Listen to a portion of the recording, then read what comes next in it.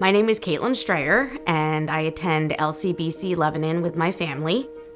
I am adopted. I was adopted at 7 months old by two wonderful parents. But I have had questions most of my life just about my adoption, primarily my birth mother.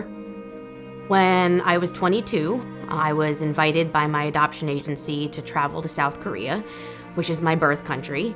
I actually stayed in the orphanage that I was at as a baby, and while I was there, I was able to do a search for my birth mother, something that I had thought about doing most of my life.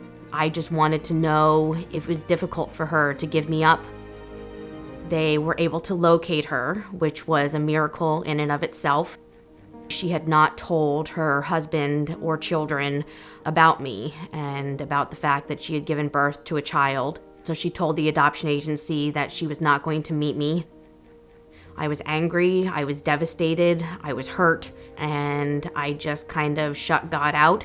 I felt like, why would he have sent me on that journey and put me through things if I wasn't meant to meet her? Fast forward to last year, my friend Abby had been persuading me to try to come to LCBC. I continued to tell her, no, I'm not going to go. She told me about the At the Movies series and again invited me to come and join her. And this time, for a reason that I can't really pinpoint, I just felt like, okay, I'll go. So the day that we chose to go, the movie playing was Lion. Lion is about a man who is adopted. He spends much of his middle life trying to find his birth family.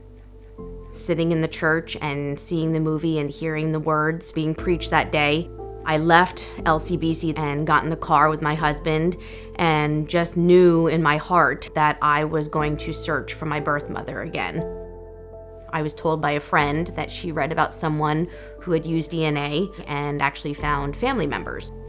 For no reason that I can fully explain, I opened my DNA up to the rest of the world for matches. I didn't know that the phone call from the adoption agency was going to happen that evening, and the adoption agency said that my mother had left a letter in my file asking that contact not be made. It is a rejection that runs so deep and just rips you apart. I fell into an actual period of grief. It surprised me because I didn't realize that you could grieve for someone that hasn't passed away, but you can grieve for a loss of something that you have hoped for. And afterwards, my husband was comforting me and I was crying.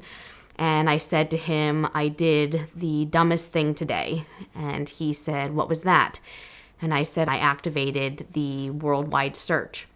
So we came downstairs and I logged in and the results popped up.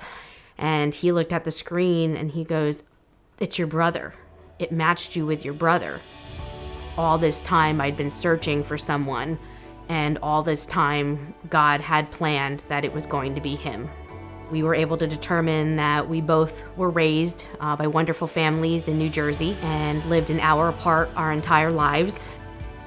I was drawn to go to LCBC At the Movies that day and see that movie and hear that sermon. And the sermon that day was what to do when you're lost. And I, up to that point, had felt a little lost with God.